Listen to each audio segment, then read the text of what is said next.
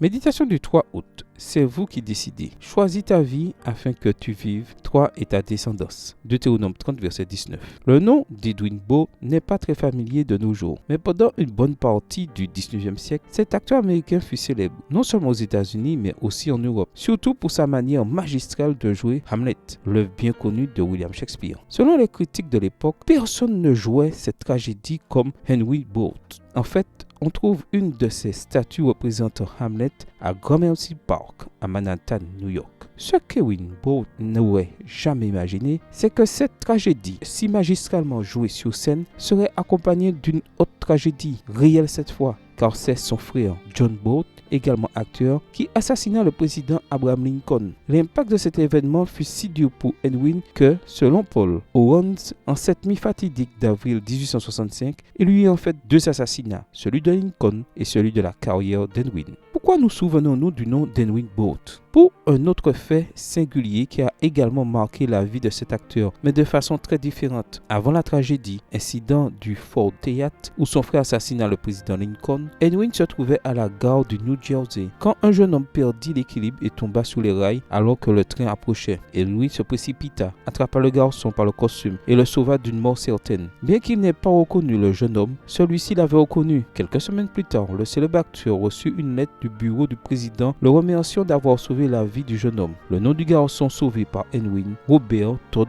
Lincoln, le fils du président Abraham Lincoln. Quelle curieuse coïncidence! John Booth prend la vie du président, Edwin Booth sauve le fils du président. L'un choisit la mort, l'autre la vie. Étrange, n'est-ce pas? Mais ce n'est pas un cas unique. Mais souvenez-vous de Caïn et Abel, Saül et David, Judas et Jean. Comment se fait-il que deux personnes ayant les mêmes chances dans la vie prennent des chemins si différents? Notre texte aujourd'hui répond: Dieu a placé devant vous et moi la vie et la mort. Mais c'est à nous de choisir. Le désir de notre bon Père Céleste est que vous choisissiez aujourd'hui la vie, afin que vous viviez, vous et votre descendance. Prière. Merci, Père Céleste, de me donner la faculté de choisir. Aujourd'hui, je veux choisir Jésus-Christ comme mon sauveur, car il est le chemin, la vérité et la vie. Bonne journée à vous et que le Seigneur vous bénisse.